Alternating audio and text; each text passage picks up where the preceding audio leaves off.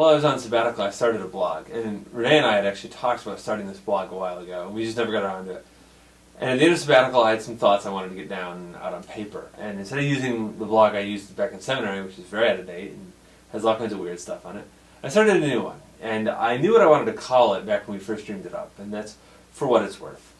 Advice, I think, should always be taken as for what it's worth. Some of the best advice I've ever gotten might have been terrible advice for somebody else, and vice versa. So, for what it's worth. The other reason that I entitle it For What It's Worth is a lot of the advice that I give on this blog comes in areas of youth ministry and working with teenagers. And there's no one-size-fits-all model. There's no one-size-fits-all model for churches. There's no one-size-fits-all model for parents. So my advice on how to do youth ministry might not work in your context at all.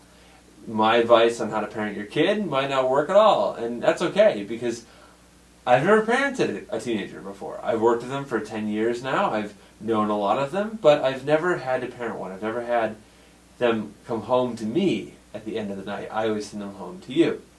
So, the title, For What It's Worth. This may be helpful, it may not be. But my topic for this first entry is college.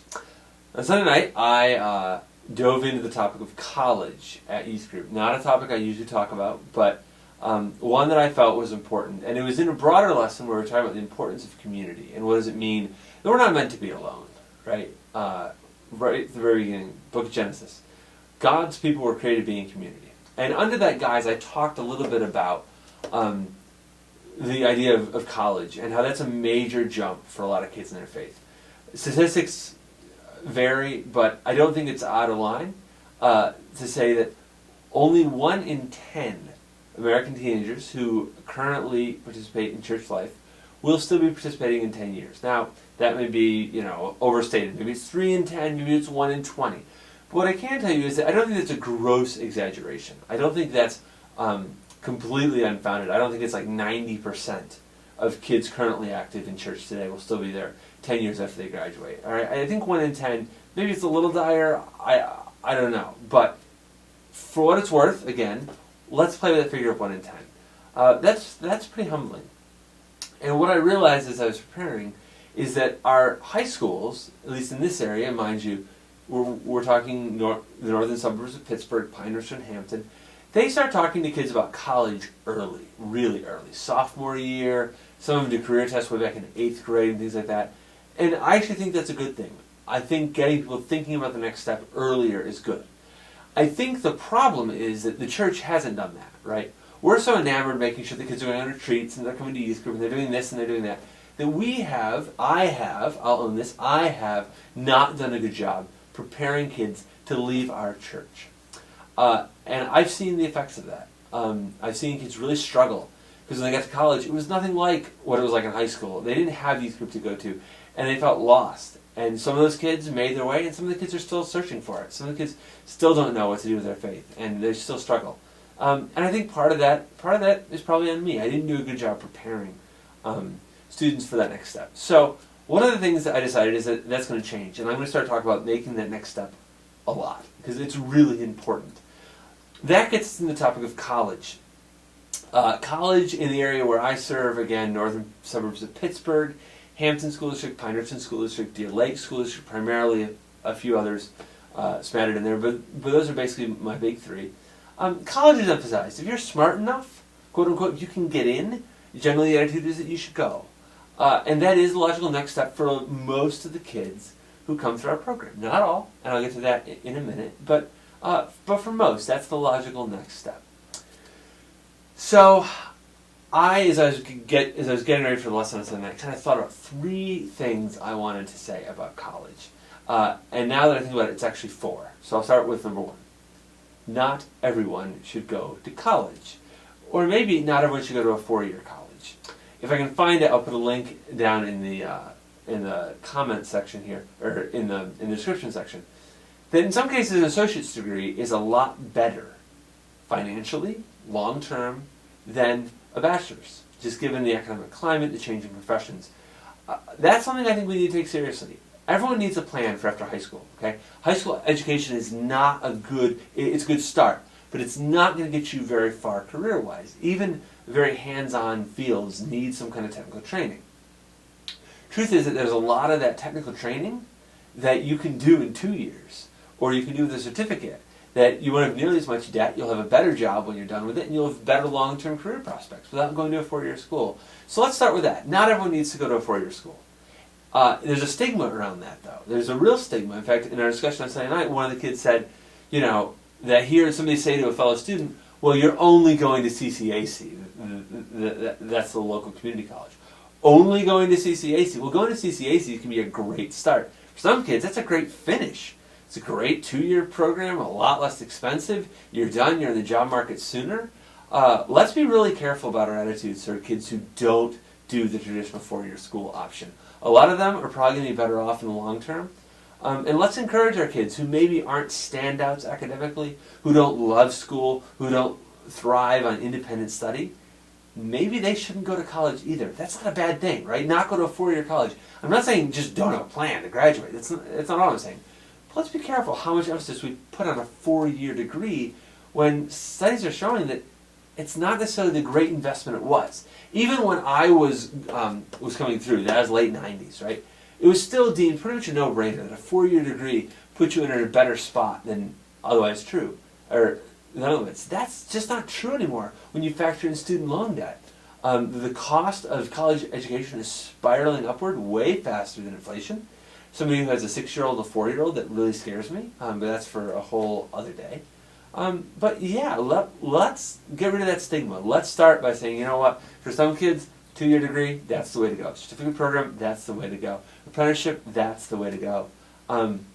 That's okay. That's okay. Even if you're smart enough to go to college, maybe you don't want to. Maybe you feel as though 2-year program's all you want to do. That's not selling yourself short. Maybe that's really what you're interested in. So there's so many kids who go to college, waste 2 or 3 years, don't enjoy it, and don't finish. And I think for a lot of those kids, they would have been better off starting out in a 2-year degree program. So, that being said, for those who opt for the 2-year residential program or even a 4-year residential program, here are 3 things that I think you should think about. Number 1, there's more to college than simply the best program. We talk a lot about programs, right? We talk a lot about finding the best program. I don't actually think that necessarily program's the most important thing when it comes to colleges. It's important, but I don't think it's the most important thing. I think fit is the most important thing.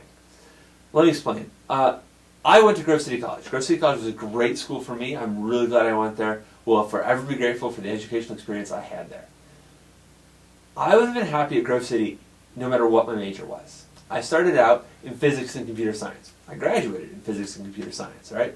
So I was one of the kids who didn't change my major, all right?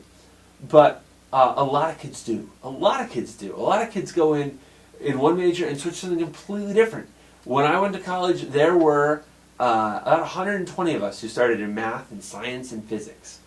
About 30, maybe 40 of us at most graduated in the major, in one of those majors, all right?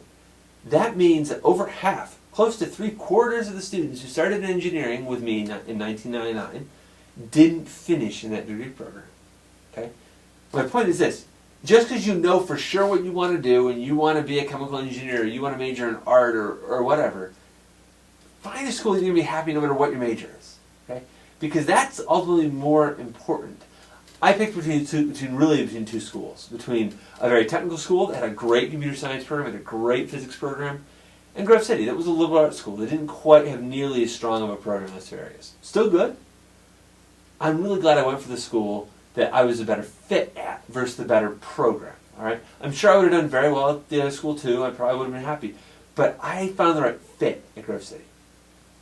So that's the first thing. Let's talk about fit over necessarily program. Now, that being said, there's a whole lot of caveats. If you fall in love with a school that is going to run you $40,000 a year, and you're pretty okay with a school that's going to cost you $15,000 a year, you need to think about that. You need to really think about whether a school you're going to be a little bit happier at is worth that much more money. Most of the time, it's not. It's not. I promise you, it's not worth it. College debt is awful, and it's crippling, an entire generation of kids who are coming out of college now. The more you can do to reduce that and still be happy, I think that's the way you got to look. So I kind of look at it in threes. You need to weigh the program, you need to weigh the fit, you need to weigh the money, and when you balance those three factors, what is the best school for you? The financials is a big part of fit too, trust me. Okay. So the second thing about college is that in addition to finding the right fit, I think as part of the college choice process, you need to start figuring out the next step for you in your faith. For kids who have grown up in program-driven churches, which the majority of our churches are, there's always been a program for you, right? You've gone to worship, but you've gone to Sunday school for first grade, second grade, third grade, on up. Maybe later on you got involved in a youth group. You had the opportunities presented right to you. When you go to college, that ends. One of the college students who I texted about this topic actually said that, and she was someone who went to a Christian college.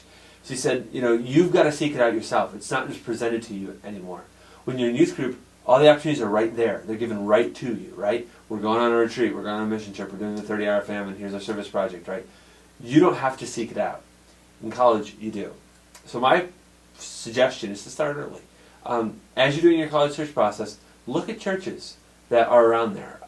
Don't wait until you've picked a school.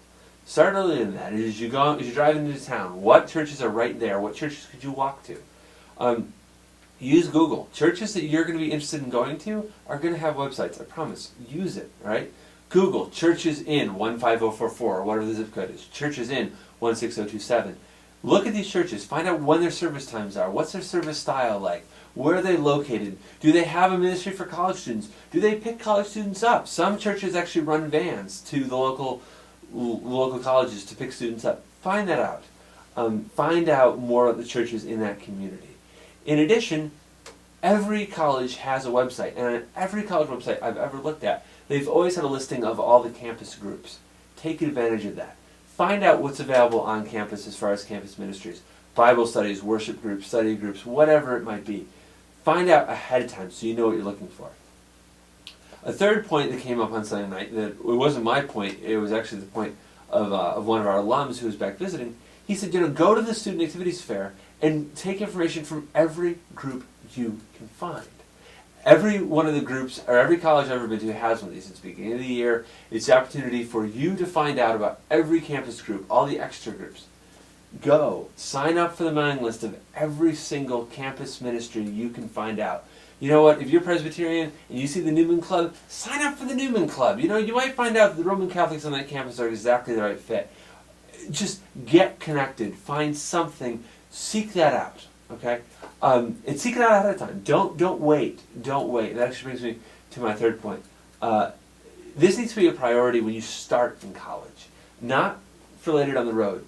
Statistics have shown, and of course there's always exceptions, but that the first 2 weeks are critical. That if you connect to a campus ministry within the first 2 weeks, you are so much more likely to remain connected and continue to grow in your faith across the next 4 years while you're at that school than if you wait.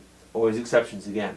But in general, that holds true. The bigger priority you make it, the sooner you get there, the better off you will be. So start planning. Start planning even when you're looking at schools. Start planning what you know.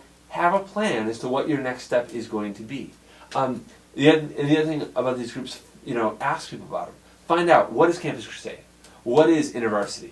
What is a CCO campus minister? There's so many different terminologies out there. Find out what your campus has. Ask me, ask Pastor Ted, ask fellow college students.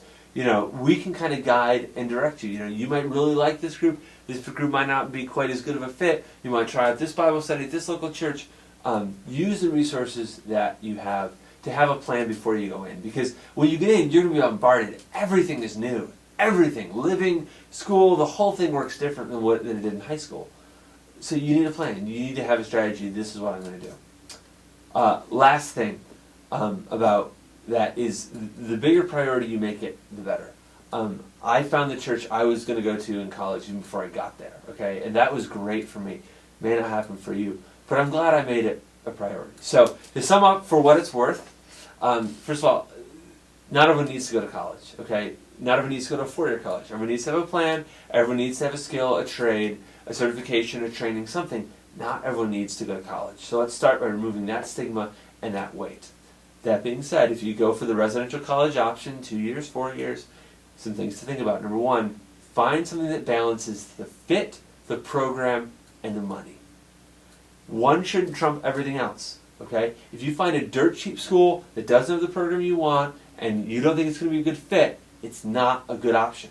Same time, if you find a program that's a school that's a great fit, good program, good money, maybe that's the best option for you. Keep those in balance because fit is more important than program for sure.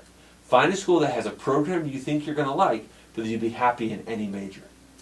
The second thing is that you need to have a plan. You need to start that research of what you're going to do, your next step to continue to grow in your faith. You need to start it before you get to campus. You need to have it, even in the college search process. I'm going to start to ask that question.